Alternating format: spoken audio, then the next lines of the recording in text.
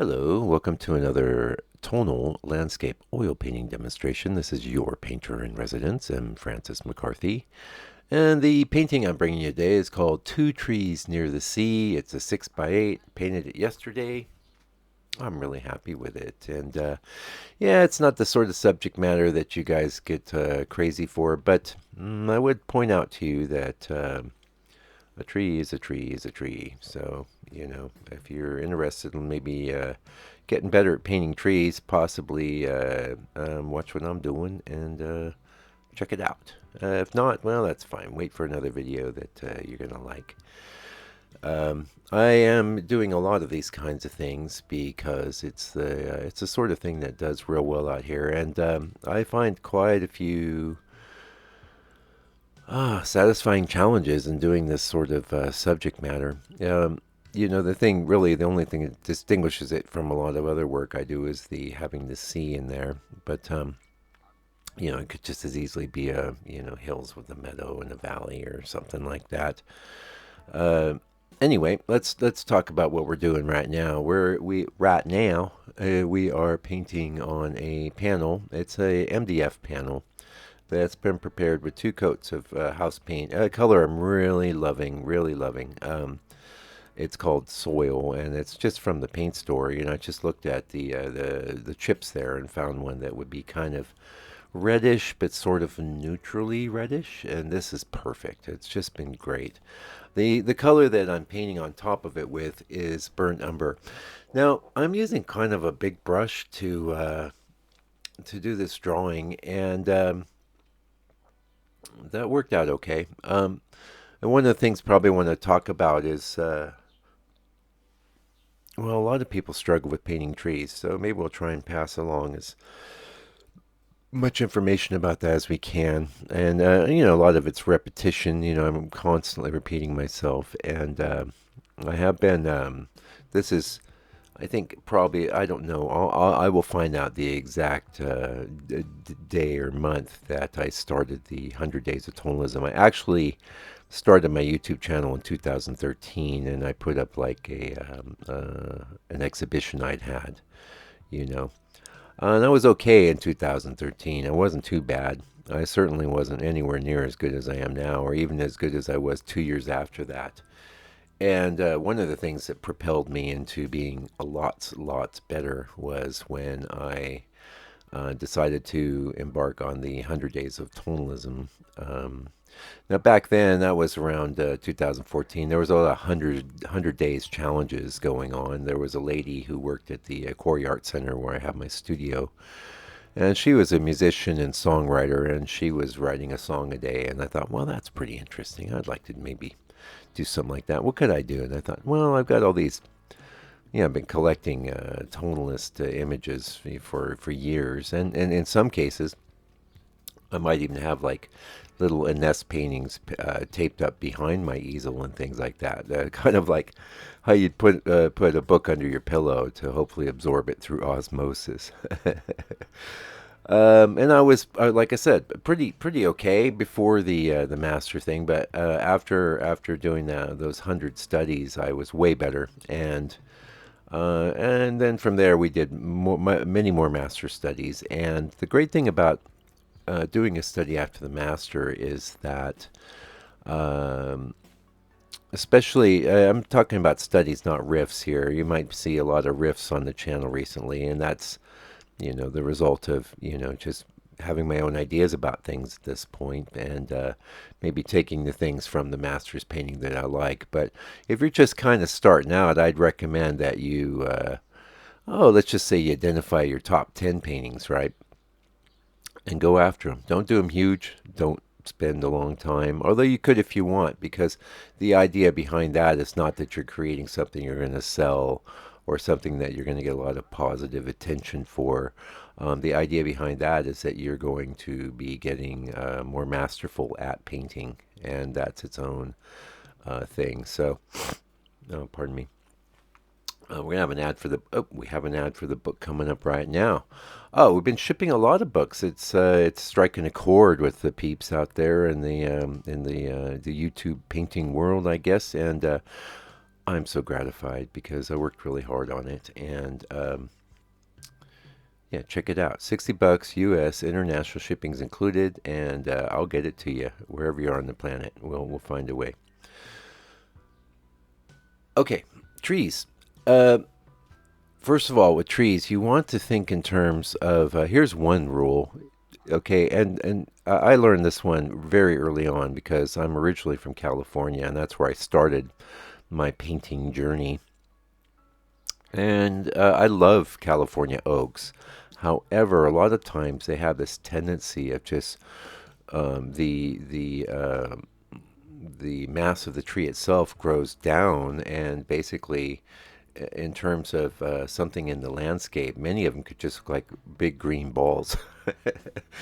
Now you know it's a tree though, and that's one of the big challenges for us as painters is separating what we know from what we see.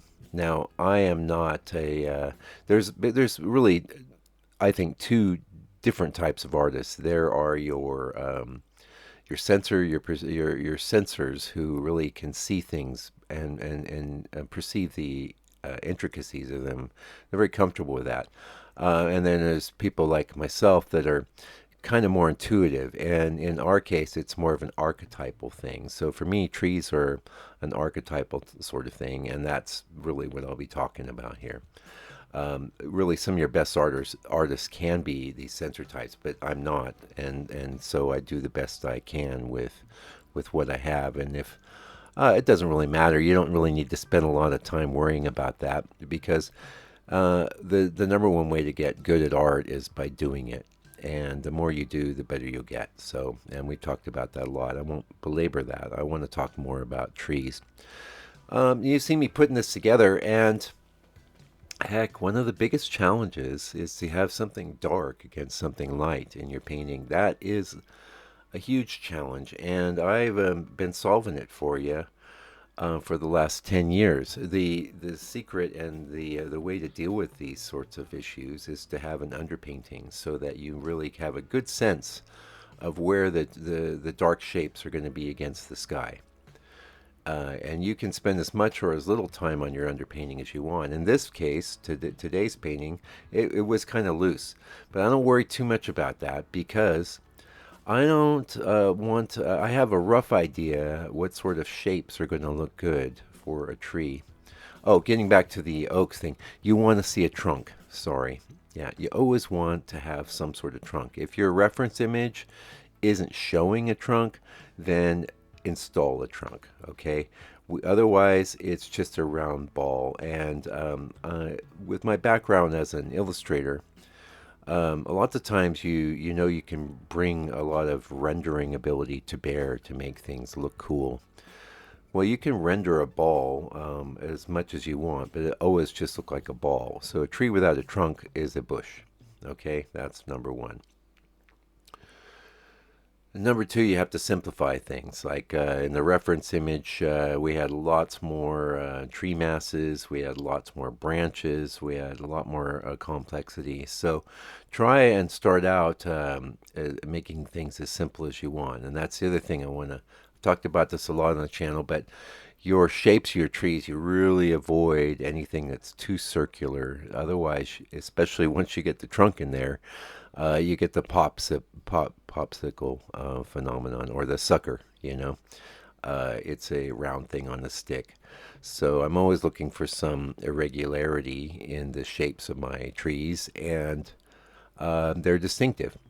Um, One of the things I've talked about a lot, and I think this is really significant because I have everything's very loose and semi-amorphous until that sky starts coming in. And once the sky comes in, I am not only defining the masses of the tree itself using the sky to sort of finalize that shape, but I'm doing it in such a way where I am getting some nice, fairly loose and what's the word? I want edges that are sort of open and kind of link up with the tree. So as the sky comes in, sometimes you can have really sharp edges, and that's okay in some areas. In other areas, you might need to go in and use techniques to soften those edges a little bit. Otherwise, if every edge in your painting is very, hard and etched looking, you're basically failing. Okay, and sorry, a little bit of allergies today, but so you're getting some sniffles with your art lecture here. Yeah, you're basically just failing there, and which is okay. That's the other thing I would always say. You need to go after these things many times before you're going to succeed. Now, that's something a lot of people don't want to hear, but in a sense, as moderns, we're kind of like children. We expect to have everything in an instant sort of way, but painting doesn't work like that. Painting, you have to work at it to get good results, and you won't get good result. In fact, what you may get, let's say you just got your easel out, your paint's out, you decide you're going to be a painter. You did a painting and it came out pretty good. Why not? You go, wow, maybe this painting thing is for me. You know. Well, and then you do your next painting and you go, wow, that didn't turn out too good. Maybe I suck. Well, more likely what's happening is the universe has just said, yes, this painting thing could be for you. Look what you could do. It'll give you some early and easy successes. But I'm sure if you've been doing painting for a while, that's not the way that it usually goes. There's always going to be a bit of a struggle, and that struggle is real. It's not something that you can escape. And the painting is not easy to do. Painting at a good high level. Now anyone can paint. I mean, you give a kid some paints and tell them to paint, they'll paint you something. Everyone can paint, but to do something that's good, and we'll talk about landscape painting because I don't, I do mess around with the figure, and I don't really do portraits and things. I have done, but it's not my thing. I like the landscape. You're going to struggle, and that's okay. What you want to do is just remember that it's okay to do. It's okay to try and to fail, and the more that you try and the more that you fail, the better you're going to get. Okay, that's just the facts of the matter. It's the reality. So really, the key is to fall in love with the process and not with the outcomes, and that's difficult because our modern society has invested all of us more in outcomes than in processes. Okay, but if you do that, and this is why I'm always advising people to do lots of small paintings, get rid of the bad ones, because you're going to have to cover a lot of ground before you start getting anywhere near mastery. I am in the process of reviewing the channel at this point. I'm going to go back and update some of the description fields so they're accurate with what's going on 10 years later. A lot of them. I'll probably leave because I was working with Blogger, and which is fine. All those blogs are still up, and then a lot of them I moved to my Squarespace account, and it's just been a process over the years. But I'll leave those links in. But I will have, I want when someone goes to see one of my old videos, I want a link to the book there, for example. And I am formulating a follow-on to that book, but I'm formulating it, so I won't say much more than that. But it will be.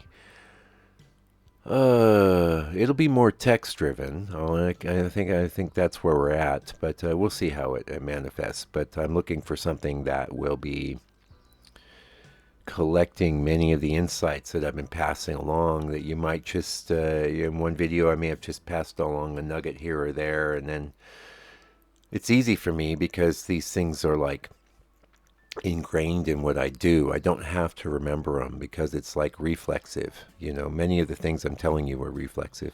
Getting back to trees, yes, let the sky define the shapes, keep the shape simple. And as far as the structure of the light and shadow, that's always going to be shifting. But here's another great tip for those of you that have got this far into the video. If the light source in your reference is sort of vague, you definitely want to pick a direction and play that up. Don't stick with the vague, and don't worry about making exact copies of your photo. That's a topic for a whole nother video, and I've talked a lot about that too. So much of what painting is just throwing something down, throwing some patterns down, making it work, and then leaving it alone. It's that simple, but it will take a while for that to manifest in your work. So be patient with yourself. That's the last thing I would say. Just enjoy painting, enjoy the paint, enjoy making paintings. If they suck, let them dry, maybe scrape them down, fix them if you can, or just throw them away. Don't get down about it though. Anyway, until I come back with another video, hopefully for your edification and enjoyment, do me a favor, do me a solid, take good care of yourself, your family, all your loved ones. Stay out of trouble, and God bless you and your family. Fight the power.